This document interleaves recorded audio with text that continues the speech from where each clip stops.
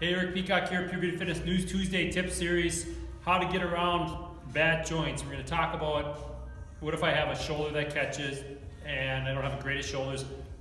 Can I train shoulders? A lot of times people just say, I can't do overhead pressing, I can't do this, my shoulders are bad.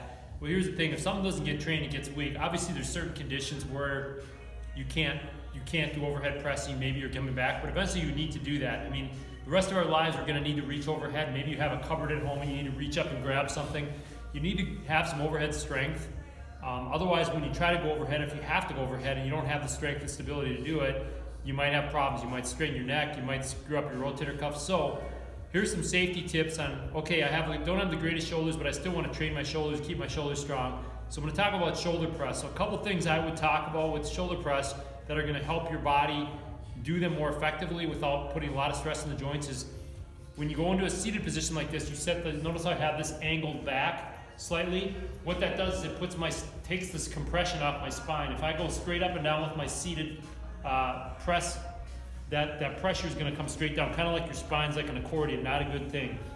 The other thing is I sit back, I'm gonna start with my palm in. I'm more stable here than I am here. So I'm gonna start here, palm in, and I'm gonna keep my chin tucked, and I'm gonna press, and I want my elbow right by my ear, and as I come down, I'm gonna pull my shoulder blade down and in. This shoulder blade's kind of like a shelf to put that shoulder joint on, so your shoulder blade always is moving as I come down. Shoulder blade's pinching, I turn and press, elbow by the ear, coming down slow, pull that shoulder blade in, palm in. So I'm going from a stable position to a stable position here, and I'm using my shoulder blade, I'm keeping this angled back slightly.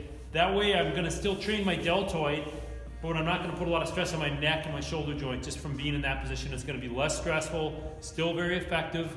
A lot of times we call these Arnold presses, and I like the rotation because the shoulder joint does rotate, so we're training it through multiple planes of motion, which is always a good thing. So that's your Tuesday tip, shoulder pressing for safety. Even though you don't have the greatest shoulders, you can still train them. You just gotta make a few little adjustments, and it can make a big difference.